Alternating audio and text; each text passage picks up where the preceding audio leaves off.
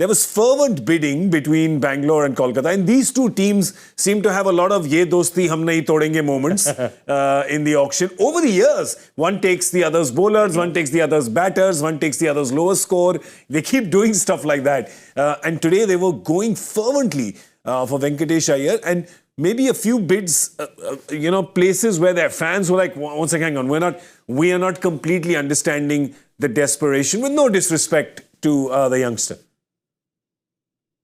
They had 51 crores left, KKR, when they started bidding for Venkatesh Iyer. Exactly. When they finished, they're 23.75 gone out of that, and they had 7 players. So I'm sure all the KKR fans were thinking, oh, is there another mid-stark happening?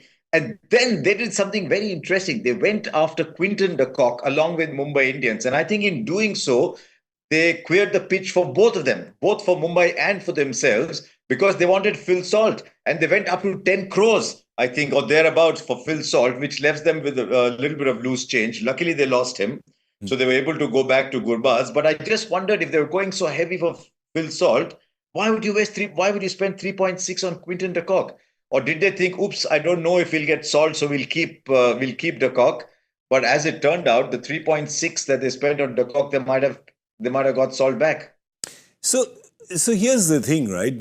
Here's the confusion. Is why we're talking about Venkatesh Iyer again. You know me, I'm the biggest cheerleader of players getting more and more money. But at the end of the day, for the team, as Harsha just put it, out of 50, when you give half of that to one player and you still have another 10, 12 players to buy, I guess that's where the confusion comes in. But great for Venkatesh Iyer, and great that the loyalty in a way has been rewarded so fabulously.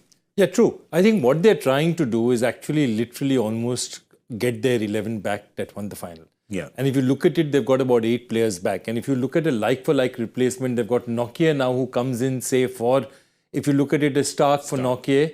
Okay, you have a Cricbuzz who anyway played, because if you remember, Phil Salt left, he had to leave early.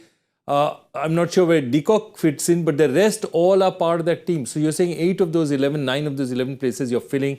I get in another good Indian batter to come in for Shreyas Iyer, and that's, I think, the way they're looking at it, that stay as close to that team as possible.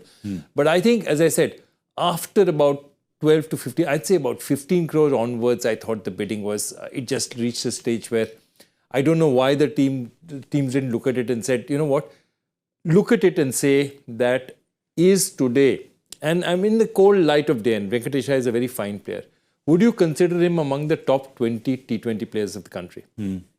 I would say, if you're even thinking about that answer, I'm not saying he is or he isn't, but even if you have 10% doubt on the answer of which way it falls, I think then 15 crores and above is a bit much. That's the way I'm looking.